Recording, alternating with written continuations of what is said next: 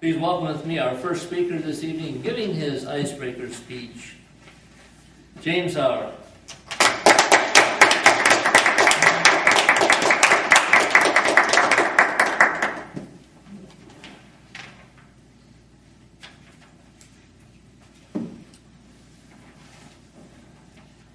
Mr. Toastmaster, fellow Toastmasters, I don't know any of you, and I don't care. That's not true. I don't know any of you because this is only my second meeting. I hope to get to know you. I hope I'll be invited back. I hope that through a long-lasting relationship with me and the Toastmasters, I'll get to know each of you a little bit more personally. Now, not knowing you, I would gather that there's probably at least a couple of you, maybe not all of you, but at least a couple of you, that have a goal of some time in the future, maybe the near future, maybe the not so near future, of retiring at that golden age, 65. Sooner if you're lucky, maybe a little bit later if you're not so lucky. Upon retirement, doing a little bit of travel, maybe getting outside the borders of Ohio, maybe getting crazy, getting outside the borders of the U.S. If that's your goal, if that's your interest, well, I don't share that interest. The reason I say that is for the last 22 years, I've been in the Air Force. Recently retired, and guess what I've been doing for 22 years? I've been traveling. I'd like to share with you some of the places I've been and some of the things I've done at those places.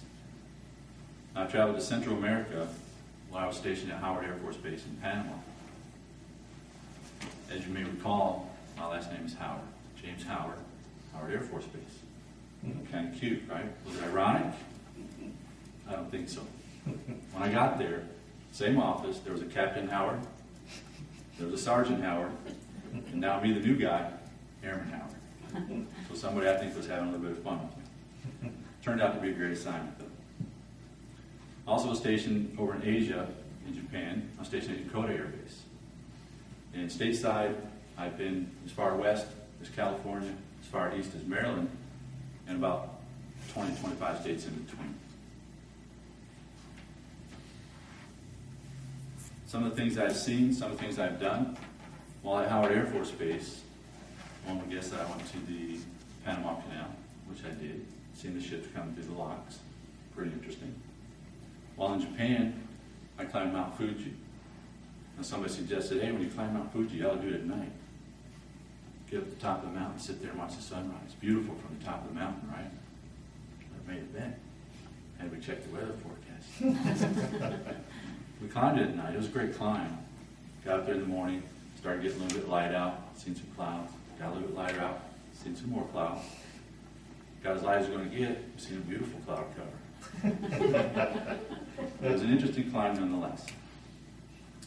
I was stationed out at Peterson Air Force Base in Colorado. Went to the Air Force Falcons football game. And as a true blue suiter, as we say in the Air Force, if you've never done it, if you've never been to any academy game, I suggest going, because the cadets come in through the end of the field. They're out there, probably 20 or 30 different squadrons, all standing at attention. They have flyovers with aircraft. They do the national anthem. Everyone's saluting. They drop the salute. They're dismissed. And then they look like bugs scattered up into the stands. Really neat. I've driven across the San Francisco Bridge, visited Alcatraz as a guest, went to Mount Rushmore, and actually drove across the Hoover Dam.